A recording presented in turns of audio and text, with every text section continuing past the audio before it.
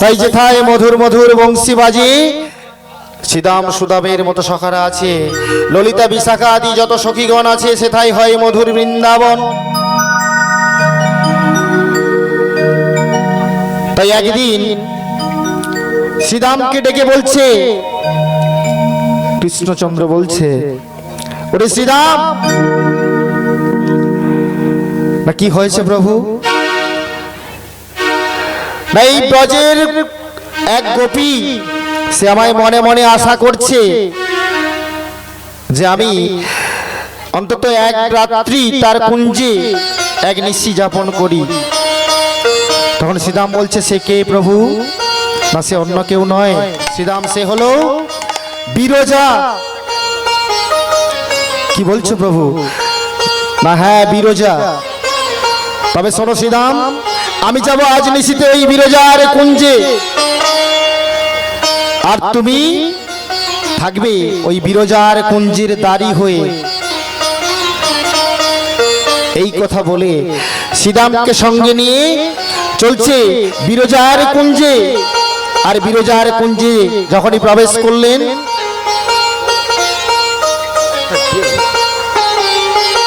বিরজার কুঞ্জে প্রবেশ করলেন প্রভু, আর শ্রীদাম দাঁড়িয়ে আছে। আর এদিকে প্রেমময়ী রাধারানী জানতে পেরেছেন যে আমার বধূ আমার কুঞ্জে না এসে কোথায় কার কুঞ্জে আছে। রাধারানী খুঁজতে বেরিয়ে পড়লেন। তখন রাধারানী খুঁজতে খুঁজতে বুঝতে পারলেন যে অন্তর্যামী রাধারানী, অন্তরের কথা মানে প্রেমময়ী রাধারানী, যার জ্ঞান ধ্যান প্রাণ সবকিছুই কৃষ্ণ, তাই তার কথা তো জানতেই হবে। তাই যখনই জানতে পারলে যে কৃষ্ণ আছে বিরজার কুঞ্জে, তখন রাধারানী ছুটতে ছুটতে চলেছে ওই বিরজার কুঞ্জে। আর এখান থেকে ছুটছে রাধারানী, ছুটতে ছুটতে ডাক দিচ্ছে, বলে বিরজা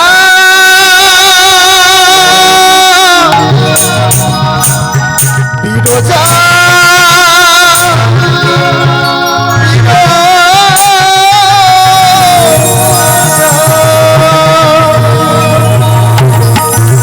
বিরজা বিরজা বলে ডাকতে ডাকতে রাধারানী ছুটতে ছুটতে চলেছে।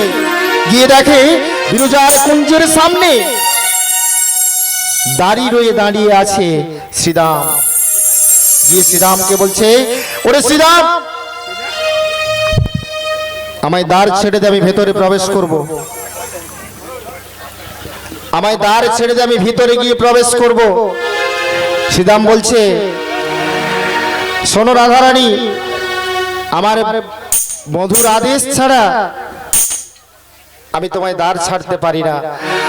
কেন কেন শ্রীদাম? আমার বধূ আমায় বলেছে যে তুমি হয়ে দাঁড়াবে, আমি যতক্ষণ না বলি এই কুঞ্জের ভিতরে তুমি অন্য কাউকে প্রবেশ করতে দেবে না। তখন রাধারানী বলছে, শোনো শ্রীদাম, তুমি যদি আমায় দ্বার ছেড়ে না দাও আজকে, আমি তোমায় অভিশাপ দেব। তখন শ্রীদাম বলছে, ওগো রাধে, তুমি অভিশাপ দাও আর যা কিছুই করো, আমার প্রভুর আদেশ আমি অমান্য করতে পারবো না। তাই সেদিন শ্রীদামকে রাধারানী অভিশাপ দিয়েছিল যে, শোনো শ্রীদাম, তুমি যখন আমায় দ্বার ছাড়তে চাইছো না, আমি তোমায় অভিশাপ দিচ্ছি, কলিযুগে তুমি অসুর রূপে জন্ম নেবে, আর তোমার নাম হবে শঙ্খাচূর। আর তার স্ত্রীর শঙ্খাচূরের স্ত্রীর নাম তুলসী। তাই এই কলিযুগে আমাদের মানে সনাতন ধর্মের সবাই বেশিরভাগ আমরা কি করি, যারা বৈষ্ণব হয়েছেন কিংবা দীক্ষা নিয়েছেন কিংবা আমরা সনাতন ধর্মের মানুষ, আমাদের কণ্ঠে সেই তুলসী কাঠির মালা কণ্ঠে ধারণ করতে হয়, তাই না? তো অনেক কথা, ওই বিষয়ে যাব না, যেটা মূল সারাংশ ছোট্ট করে বলছি। তখন শ্রীরামকে ধাক্কা দিয়ে যেই রাধারানীর কুঞ্জের ভিতরে প্রবেশ করলেন, গিয়ে দেখে কি দেখলো, রাধারানী যে ছুটতে ছুটতে আসছে, এদিকে কৃষ্ণ জানতে পেরে গিয়েছে। তাই জানতে পেরে কি করেছিল, ওই বিরজাকে নদী রূপে প্রবাহিত করেছিল। বিরজা নদী রূপে বইছে, কলকল করে বইছে, আর কৃষ্ণ রাধারানীকে ফাঁকি দেওয়ার জন্য, যাতে রাধারানী না ধরতে পারে, ছদ্মবেশ ধারণ করেছিল।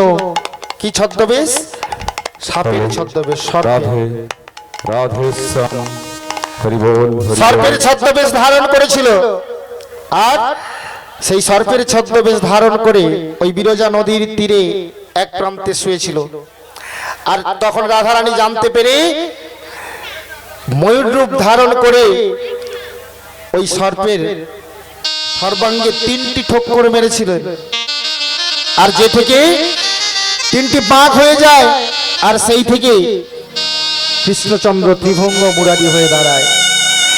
আর যখনই ঠোক্কর মারছে, এদিকে যন্ত্রণা সহ্য করতে না পেরে কৃষ্ণচন্দ্র রাধারানীকে বলছে, ওগো রাধে, ওগো রাধে, তুমি শিরের শিরোমণি রাধে, তুমি শিরের শিরোমণি রাধে। এই না বলতে বলতে স্বয়ং রূপে ফিরে এলেন। আর বলছে, তুমি আজ থেকে এই যে ময়ূর বেশ ধারণ করলে, তোমার এই ময়ূরের পুচ্ছ অর্থাৎ পালক আমার মস্তকে সর্বদা চূড়ায় থাকবে। আর সেই বিরজা বলছে, প্রভু আজকে তো তুমি আমায় বিরজা, আমায় মানবী থেকে তুমি আমায় নদী প্রবাহিত করলে। আর তখন রাধারানী অভিশাপ দিয়েছিল ওই বিরজাকে, যে বিরজা, এই যে তুমি নদী রূপে প্রবাহিত হচ্ছ, তুমি আর কোনোদিন আমার অভিশাপে মানবী রূপ ফিরে পাবে না।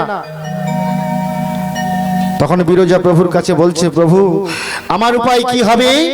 না শোনো বিরজা, তুমি চিন্তা করো না, তুমি যাবে বৃন্দাবনে।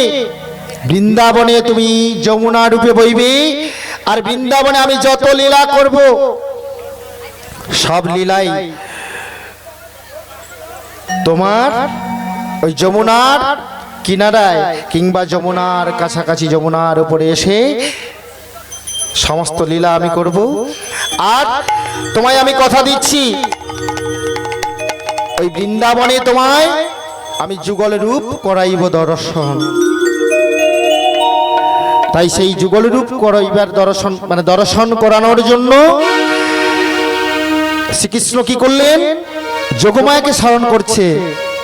যোগমায়া যিনি আদ্যা শক্তি মহামায়া, যিনার দ্বারা সকলই সম্ভব। তাই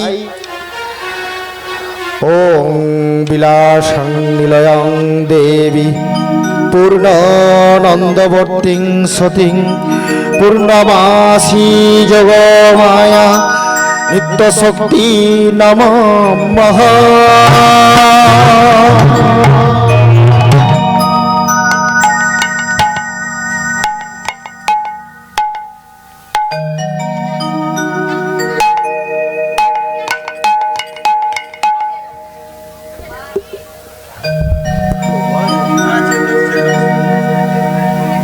রাধে।